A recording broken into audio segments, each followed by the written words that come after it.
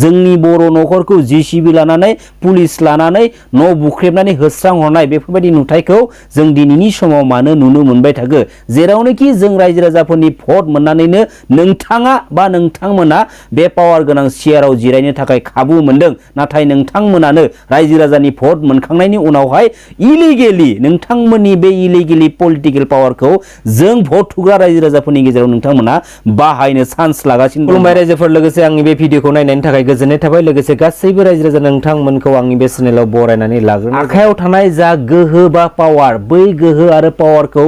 जाय खामानियाव बाहायनांगौ जाय जायगायाव बाहायनांगौ बिथांमोना दिनैनि समाव बाहायनो हायाखै नाथाय बैफोर पावारफोरखौ इलिगेलि दिनैयो गावनि न'खरावनो गावनि बिदा फंबायनि गेजेरावनो दिनै बिथांमोना बाहायबाय थानायखौ जों नुनो मोनगासिनो दङ जोबोर मुगैजाथाव खामानि लाजिनांगौ नोंसोरबायदि पलिटिकेल लिडारफोरा जेरावनोखि नोंसोरबायदि लिडारा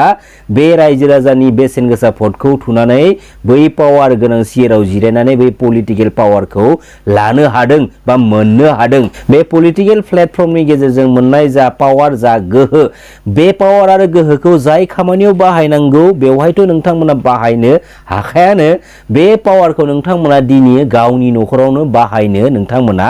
लामा लागासिनो दङ जेरावनोखि जों दिनैनि समाव गावनि मेगनजोंनो नुदों जेरावनोखि जोंनि हारिनिनो बै न'खरफोरखौ दिनैनि समाव जिसिपि लानानै बुख्रेबनानै होस्रांनाय माखासे नुथायफोरखौ जोङो गासै रायजो राजाफ्रानो दिनैनि समाव नुगासिनो दङ जोबोर लाजिथावना बाथ्रा बे बाथ्राया लाजिनांगौ लोगोसे जायनि दैदेननायनि आन्दाराव बे खामानिया दिनैनि समाव गावनि न'खरावनो जाफ्लेबाय दं बे दैदेनगिरिया दिनैनि समाव जोबोर लाजिनांगौ बै गभर्नमेन्टनि हाफोराव दखल खालामनानै थानाय मानसिफोरखौ होस्रांनो थाखाय एसेबांथ' जुदि साखाफारा जादोंब्ला बिथाङा समान थाखोनि खामानि मावलांनांगौ नाथाय दिनैनि बे समाव जों मा नुनो मोनदों जोंनि बर' हारिनि बर' न'खरफोरखौल' मानो दिनै जिसिबि लानानै न' बुख्रेबनानै न' होस्रांनायखौ जों दिनैनि समाव मानो नुनो मोनदों बै गुबुन हारिनि जेरावनोखि नन ट्राइबेल हारिनि मानसिफोरा दिनै गभर्नमेन्टनि हाफोराव जेरावनोखि गभर्नमेन्टनि हायाव दिनै दखल खालामनाय दं बैफोरखौ होस्रांफैनो मानो हायाखै नाथाय दिनैनि समाव जोंनि हारिनिल' बै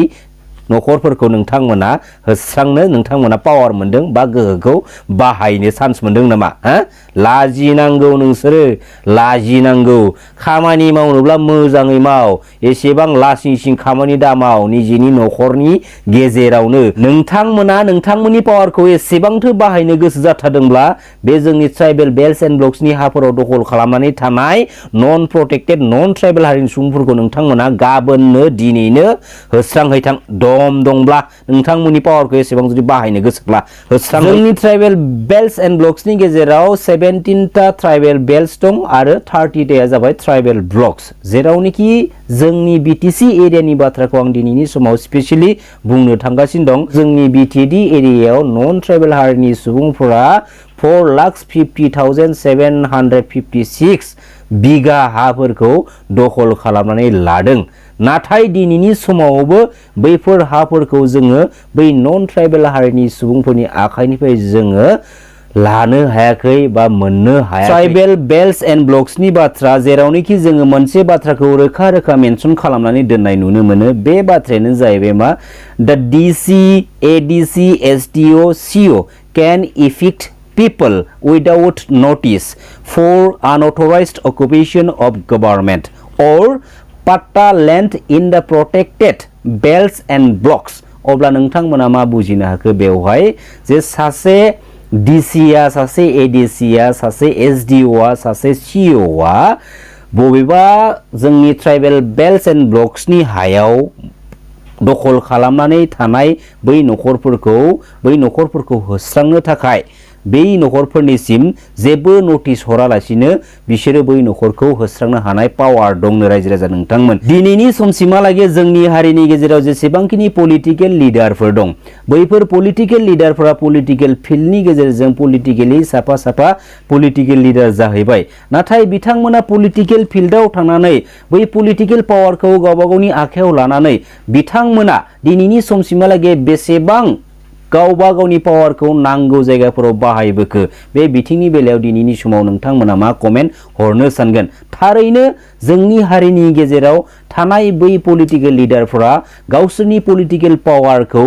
जोंनि हारिनि नांगौ बायदि जायगायाव बाहायबोमारदोंना बोमाराखैमोन रायजो राजा नोंथांमोना कमेन्ट हरनो दाबाव। आसाम स्टेटआव जोंनि ट्राइबेल बेल्ट एन्ड ब्लक्सनि हाखौ नन ट्राइबेल हारिनि सुबुंफोरा बबे मोनसे डिस्ट्रिक्टआव बांसिनै दखल खालामदों मिथिगौना? नगाव डिस्ट्रिक्टआव, जेरावनोखि 2,05,624 बिगा हाखौ बे नगाव डिस्ट्रिक्टआव नन प्रोटेक्टेड नन ट्राइबेल हारिनि सुबुंफोरा दखल खालामनानै लादों। मोनसे लासिंसिं बाथ्राया मा, जोंनि बे आसाम स्टेटआव गोबां हारिनि ट्राइबेल हारिफोर दङ, जायफोर ट्राइबेल हारिफोरानोखि दिनैनि समाव इउनाइटेड गैया। नाथाय बै जेसेबांखिनि ट्राइबेल हारिनि लिडारफोर दं, बै लिडारफोरनि 80% लिडारफोरानो दिनैनि समाव बै गुबुन हारिनि पलिटिकेल लिडारफोरजों, बै गुबुन हारिनि लिडारफोरजों सामसागिरि खालामै गावबा गावनि पकेटाव रां आरजिनाय, गावबा गावनि धोन दौलत आरजिनाय, गावबा गावनि इमेजखौ पलिटिकेल फिल्डनि गेजेरजों हाइलाइट खालामो मोनबानो गोजोननाय, बेफोरबायदि 80% जोंनि ट्राइबेल लिडारफोर दङ, जायफोर लिडारफोरनि थाखायनो दिनैनि समसिमहालागै जोंनि बे ट्राइबेल हारिया बे स्टेजाव थानानै दङ।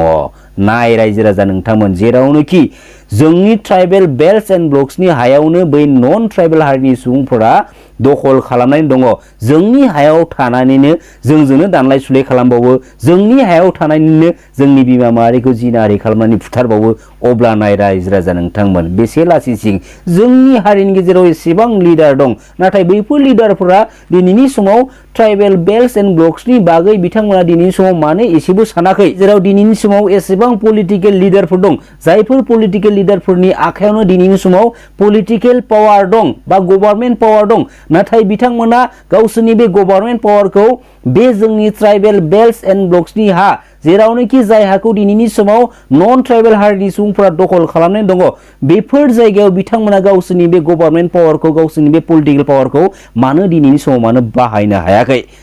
लाजिनांगौ नोंथांमोना, दिनैनि समाव लाजिनांगौ। 1947 मायथाइनिफ्राय, जेरावनोखि 1947 मायथाइयावनो इमप्लिमेन्टेसन जाखानाय जोंनि बे ट्राइबेल बेल्ट एन्ड ब्लक्सनि हाया, नाथाय बे 1947 मायथाइनिफ्राय दिनैनि स्टेजहालागै बेबायदि अबस्थायाव दं। लाजिनांगौ, जिखिनि लिडार्सफोर दं नोंथांमोना लाजिनांगौ। नाय, बे ट्राइबेल बेल्ट एन्ड ब्लक्सनि इस्युआ जोंनि थाखाय मस्ट इम्परटेन्ट। साननानै नाय, नोंथांमोना बे पलिटिकेलाव थांनानै गावखौनो गावै जोंगा मागा हाइलाइट देखायनाय जेबो मुलाम्फा गैया। बे सेन्टिमेन्ट लानांगोन, खुगायावल' बुंबा जानाय नङा, सेन्टिमेन्टआ इयाव थानांगोन, देहा मोदोम गासिबो सोलेराव थानांगोन, मिथिबाय? पलिटिकेल फिल्डआव थांनानै सियाराव खब'बो जहैनानै बे पलिटिकेल पावारखौ लानानै नांगौ समाव नोंथांमोना बाहायनो रोङाबा, नांगौ जायगायाव नोंथांमोना जुदि बाहायनो रोङाबा, सासे लिडार जानायनि जेबो मैल'आनो गैया। पलिटिकेल फिल्डआव थांनानै नोंथांमोना साफा पलिटिकेल लिडार जाहैबाय जेब्ला, नोंथांमोना पलिटिकेलि एसेबांथो गेम प्ले खालामनो जुदि गोसो दंथारोब्ला, गावजों गावनि गेजेराव, न'खरनि गेजेराव पलिटिकेल गेम प्ले खालामनायखौ गारनानै नोंथांमोना दिनैनिफ्राय बै गुबुन हारिनि पलिटिकेल लिडारफोरजों, बै गुबुन हारिनि पलिटिकेल पार्टिफोरजों पलिटिकेलि गेम प्ले खालामनायखौ नोंथांमोना दिनैनिफ्राय स्टार्ट खालाम। लोगोसे नोंथांमोना बै गुबुन हारिनि पलिटिकेल लिडारफोरजों पलिटिकेलि गेम प्ले खालामनाय नोंथांमोना देरहानानै फै। जुदि दम दंब्ला नोंथांमोना न'आव, गावनि न'आवनो गावजों गाव सोंखारिलायबाय थानाय, सासेखौ दुसिबाय थानाय, सासेखौ दुसिबाय थानाय, बेफोरबायदि गाज्रि पलिटिकेल गेम प्ले गेलेनायनिफ्राय नोंथांमोना गोजानाव था। बेखिनिखौ आं खावलायहरबाय। जै बर' हारिनि, जै बर' बिमानि, खुलुमबाय।